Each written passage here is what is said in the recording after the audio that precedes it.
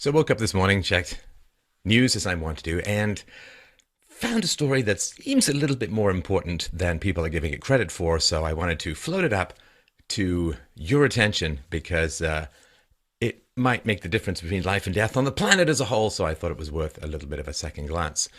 So at NBC News, there's an article. U.S. government hackers threaten to intervene in election over, quote, Russia, end quote, suspicions. To get this story in context, Hillary Clinton said relatively recently, "As president, I will make it clear that we will treat cyber attacks just like any other attack. We will be ready with serious political, economic, and military responses."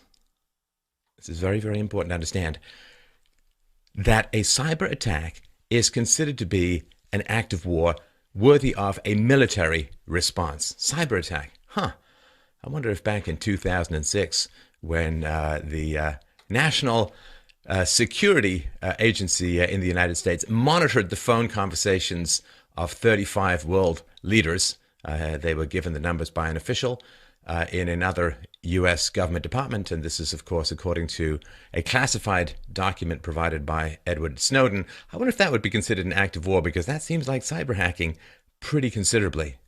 The article goes on to say, U.S. officials are alarmed that the Russian hack of Democratic Party emails has exposed vulnerabilities in the security of the electoral voting system that are big enough to compromise the credibility of the upcoming presidential election.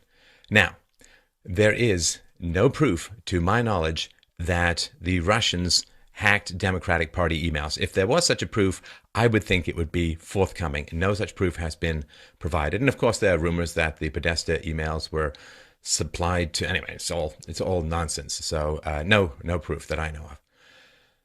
The article goes on to say, they say it's unlikely that Russian agents or other groups would hack into individual U.S. voting machines nationwide and hand a victory to one candidate or another, but say hackers could remotely exploit any digital weaknesses in each state's electoral system to wreak havoc.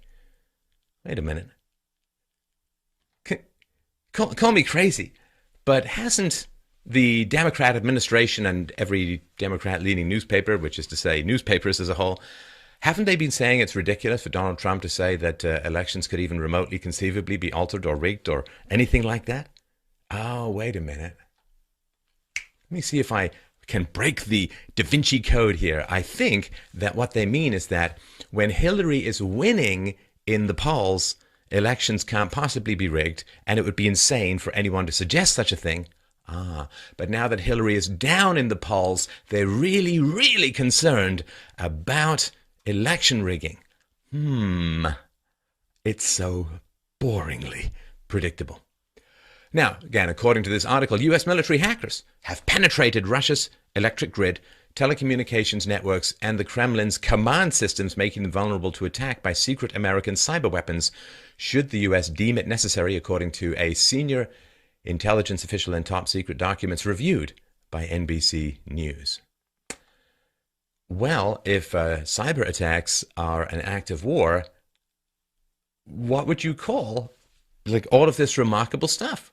I mean, the fact that they've penetrated telecommunications networks, electric grid, Kremlin's command system, isn't that kind of warlike, in the realm of war, if this is what Hillary Clinton says, and any cyber attack is an act of war? Now, American officials, I'm going to paraphrase here, so U.S. officials have long said that places like Russia and China, other nations, that they have left hidden malware in various places in U.S. critical infrastructure. So they say it's definitely there, but it's hidden. Wow, that's quite intense. If you have proof that it's there, why don't you fix it? Why did you take out the malware? Why don't you find out where it came from, if you even can? Why don't you fix your security so it can't be put there? But saying, oh yeah, there's hidden malware out there and we know where it's come from. It's like, oh, you kidding me? I've never seen that leprechaun, but I know what kind of shoes he's wearing.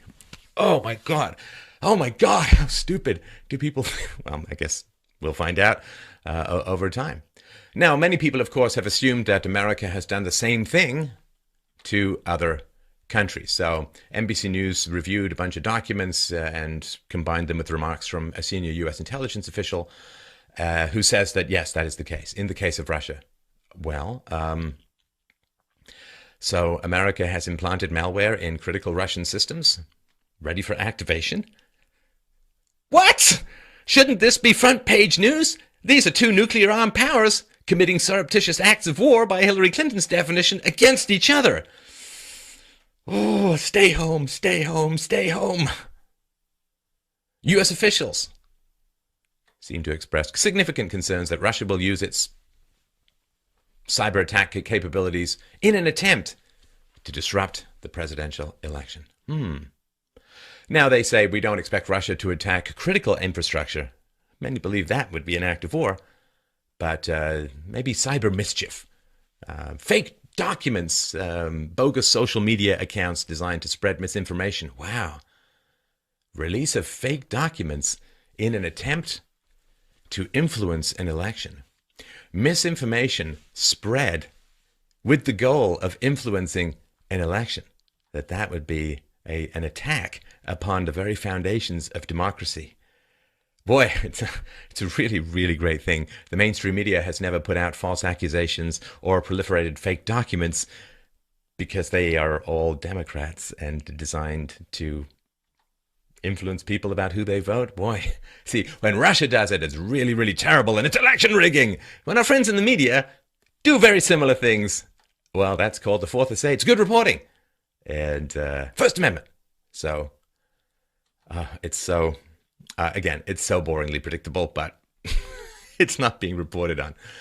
And so there is an expert who says U.S. hacks into the computer systems of China, Russia, Iran, North Korea, and so on. It's gone on for years and so on.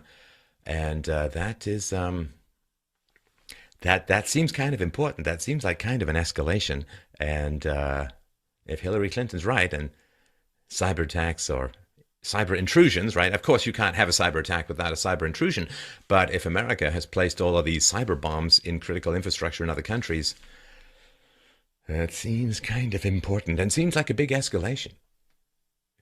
Because this stuff is notoriously hard to track, right? I mean, I'm no expert on it, but as far as I understand it, there's spoof addresses, there's virtual private networks, there's something called the dark web, apparently, which is not a horror story about a spider in Australia the size of a dinner plate, but is something else. Now, according to Zero Hedge, see, influencing elections electronically, really, really bad. But a UK-based company that has provided voting machines for 16 states.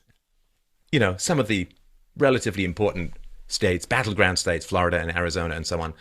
This UK company has direct ties with Clinton crusader and billionaire leftist George Soros. Recent WikiLeaks email revelations have shown that Hillary Clinton got some foreign policy directives and coordinated some aspects of domestic policy with George Soros.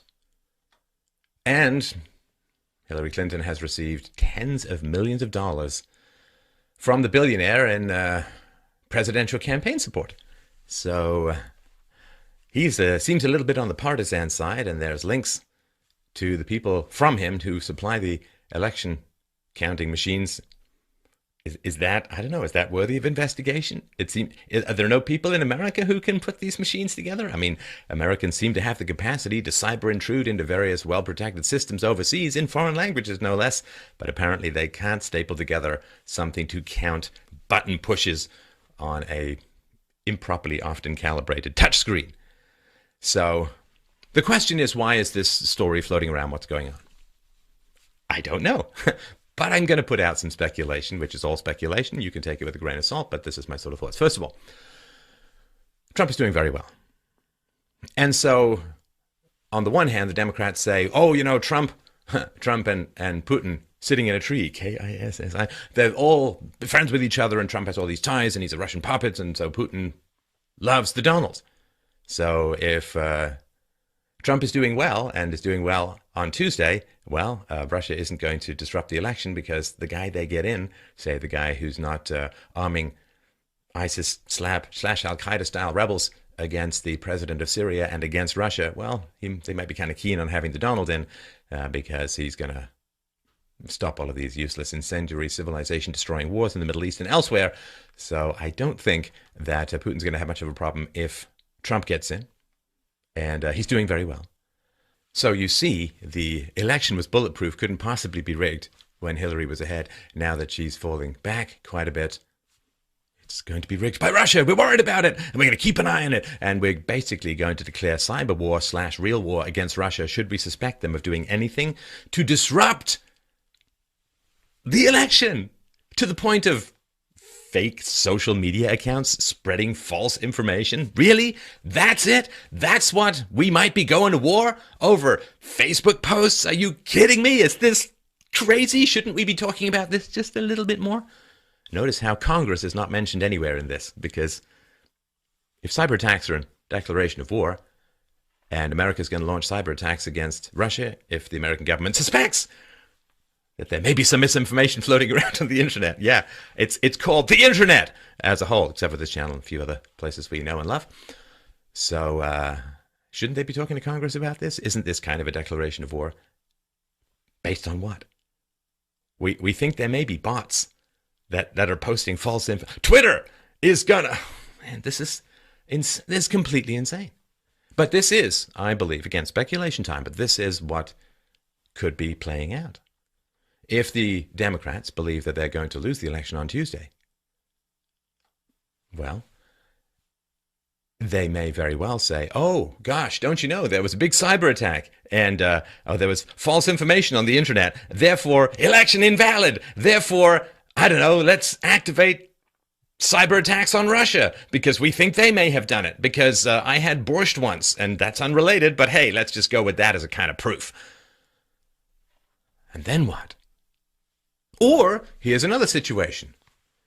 What they've basically said is if we have any kind of evidence of anyone trying to influence the election with false information or disruptive eventy things, well, I don't know. The Saudis and the Qataris seem to give a lot of money to the Clintons.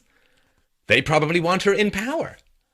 The Saudis are reported to have funded significant amounts of Hillary's election war chest. So maybe the Saudis could do a little attack here and there. Next thing you know, oh, gee, we seem to be at cyber war / war, and we think that the elections were rigged, so sorry about that whole voting thing. You know, it was pretty fun while it lasted, and, you know, you can keep your selfie of your vote as a souvenir of something that may not be happening again for quite a while. See, the important thing to remember, this is no ordinary election, my friends. This election is winner take all. This election, if the Democrats get in and legitimize tens of millions of illegal immigrants who are all going to vote Democrat, then the Republican Party is done and it becomes a one-party or uniparty state from here to eternity. And then there will be elections, just like you could have elections in communist countries, but it won't make any difference. There won't be any outcome that will alter. Whereas, of course, as we know from Donald Trump's comments to Hillary Clinton, if Donald Trump gets in, there are going to be some pretty significant investigations going forward against the Clintons, against the Clinton Foundation. And where that leads, we know that Barack Obama was sending emails with a cunning pseudonym back and forth with Hillary Clinton on her server. And who knows where that's going to lead. So you understand, this is a winner-take-all election. Now, I don't tell anyone what to think, of course. I like to give examples on how to think. But I'll tell you what I think. If on Tuesday there are all of these rumblings coming out about cyber intrusions and false information and cyber attacks, I'm going to tell you, I'm just going to take the words of George Carlin to heart. I'm not going to believe a word of it.